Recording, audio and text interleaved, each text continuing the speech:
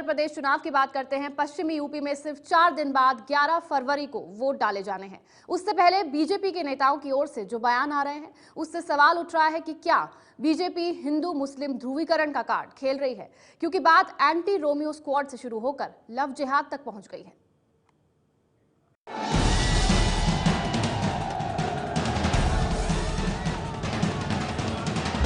सपा के गुंडों को उल्टा लटका कर सीधा करने का, सार्वजनिक रूप से टंगवाने का कार्य भी वह एंटी रोमियो स्क्वाड करेगा।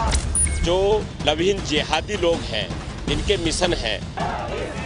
सुना आपने, छेड़खानी के लिए एंटी रोमियो स्क्वाड से शुरू हुई बात अब लव जिहाद तक पहुंच गई है। खासकर पश्चिमी यूपी में चुनावी रैलियों में बीजेपी के नेता बहु बेटियों की सुरक्षा के मुद्दे को लेकर विरोधियों पर खूब गरज और बरस रहे हैं।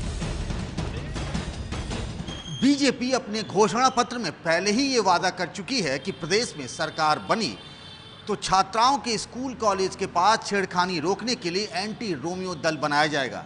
लेकिन ये बात घोषणा पत्र जारी करते समय जितना जोर से नहीं कही गई, वो अब कही जा रही है जब पश्चिमी यूपी में वोटिंग की तारीख नजदीक आ गई है। क्या इसकी कोई खास वजह है? एक पूरे पश्चिमी उत्तर प्रदेश की बच्चियों को अपने अभिभावक माँ बाप पढ़ाने के लिए दिल्ली की कॉलेज में दाखिला कराते हैं। क्यों दिल्ली की कॉलेज में कराते हैं? मेरठ में कॉलेज नहीं है क्या? मुजफ्फरनगर में नहीं है? सहारनपुर में नहीं है? वहां इसलिए नहीं होता दाखला क्योंकि सपा के गुंडे अपनी बच्चियों को परेशान करते हैं।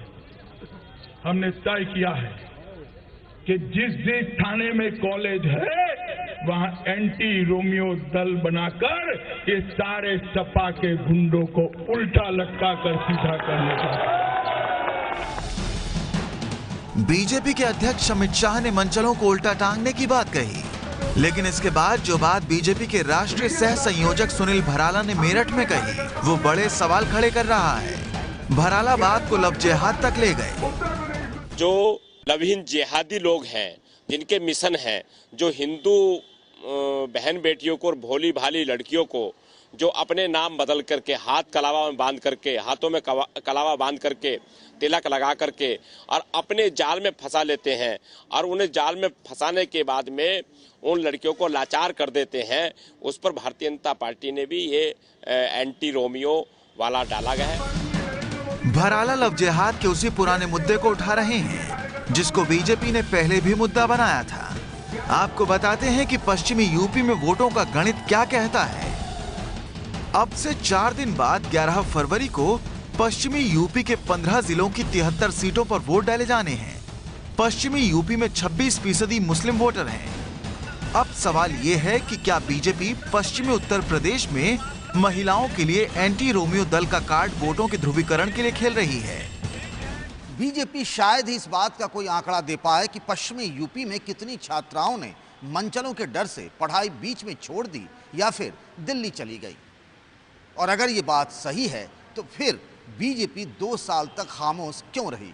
बहुत सारे सवालों के जवाब मिलने बाकी हैं, और खास तौर से इस बात का कि क्या महिला सुरक्षा धर्म के नाम पर वोट के चश्मे से देखी जानी चाहिए।